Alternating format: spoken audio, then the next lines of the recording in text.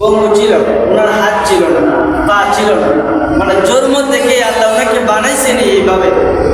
এই পা এতটুকু নাই, হাতও নাই, শুধু শরীরটা আছে এতটুকু পর্যন্ত। এখন বলেন ওই লোক যার হাত নাই, যার পা নাই, ওই লোকটাকে আমাদের মতন চলাচল করতে পারবে? কথা বলেন, কোথাও যেতে পারবে? আমাদের মতন আজকে একটা মসজিদে আসতে পারবে? আসতে পারবে। ওনার ভিতর একটা প্রশ্ন জাগবে যে আমার মতন কত মানুষ আল্লাহ বানাইছে, মানুষের হাতও আছে, পাওয়া আছে, জবান আছে, চক্ষু আছে, সব কিছু আছে, কিন্তু আমাকে আল্লাহ কেন বানাইল? আমি তো আল্লাহর গোলামিও করতে পারি না, আল্লাহ সৃষ্টি জগৎ ঘুরে দেখতেও পারি না, ঘরের মধ্যে শুধু বসে থাকি, বাড়ির মধ্যে সবসময় থাকি। আমারে বানাই আল্লাহর কি লাভ হলো, বা আমারই কি লাভ হলো? আল্লাহ আমাকে কেন বানাইল? এই প্রশ্ন তো জানতেই পারে, ঠিক কিনা বলেন? এই প্রশ্ন জাগবে না যে আল্লাহ আমাকে কেন বানাইল? আমি তো কোনো কিছু করতে পারি না, আল্লাহর গোলামিও সঠিকভাবে করতে পারি না, তা আমাকে কেন বানাইল?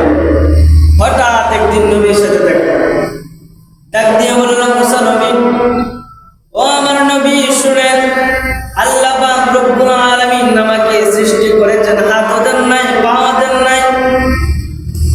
আমার মনের ভিতরে প্রশ্ন জাগলো, আল্লাহ আমাকে কেন বানাইলো?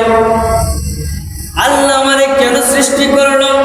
আমি তো আল্লাহর গোলামি ভালোভাবে করতে পারি না, আল্লাহর হুকুম ভালোভাবে পালন করতে পারি না। আমারে বানাই আল্লাহর কি লাভ হলো, আর আমার এবার কি লাভ হলো? আমি জানতে চাই নবীজি, আপনি যখন তুর পাহাড়ে যান, আল্লাহর কাছে জিজ্ঞাসা করবেন, আল্লাহ আমাকে কেন বানাইল?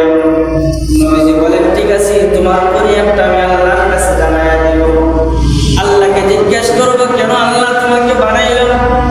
মুসা নবী আল্লাহর সঙ্গে কথা বলার সময় আল্লাহকে বললেন, আল্লাহ আমার একটা উম্মতকে যে তুমি বানাইলা, ওই উম্মতের পা নাই, ওই উম্মতের হাত নাই, তুমি ওই উম্মতটাকে কেন বানাইলা?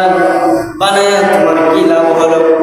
আল্লাহ পাক রব্বুল আলামিন বলেন, মুসা নবী, আমার বন্ধু শোনো, আমি কেন আপনার এই উম্মতকে বানাইলাম? আমার ওই বান্দাকে কেন আমি অঙ্গবিহীন বানাইলাম? জাহান্নামের ভিতরে একটা দেওয়াল আছে, ওই দেওয়ালের ভিতরে একটা চিত্র আছে, ওই চিত্রটা যত বড়, আমার বান্দার হাত পা ছাড়া তার শরীরটা যত বড়, ওই চিত্রের সমান হবে। আর আমার বান্দাকে আমি এজন্যই বানাইলাম, ওই বান্দারা দিয়ে আমি জাহান্নামের চিত্রটাকে কেটে দিব। জোরে বলে সুবহানাল্লাহ।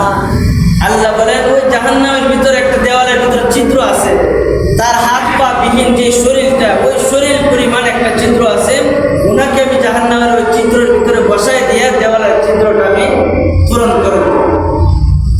তো আল্লাহর ইচ্ছা যদি করেন, এর ভিতরে আমাদের কোনো সমস্যা আছে? আল্লাহ ইচ্ছা করছে ওই বান্দারে দিয়ে জাহান্নামের চিত্র পূরণ করবে। তখন মুসা নবী চলে আসলেন বান্দার কাছে, আয়েশা বললেন, আমার উম্মত শোনো, আল্লাহ বলেছেন জাহান্নামের ভিতরে একটা চিত্র আছে, ওই চিত্রটা তোমার বডির সমান। আল্লাহ পাক রব্বুল আলামিন তুমি মারা করে ওই জাহান্নামের চিত্রটা তোমাকে দিয়ে কাটবে। ওই কথা শোনার পরে ওই অঙ্গবিহীন লোক সাথে সাথে বলল, আলহামদুলিল্লাহ। সাথে সাথে কি বললো? আলহামদুলিল্লাহ বললো। আলহামদুলিল্লাহ বললে কি আদায় করা হয়? শুকরিয়া আদায় করা হয়। বান্দা বলে আলহামদুলিল্লাহ।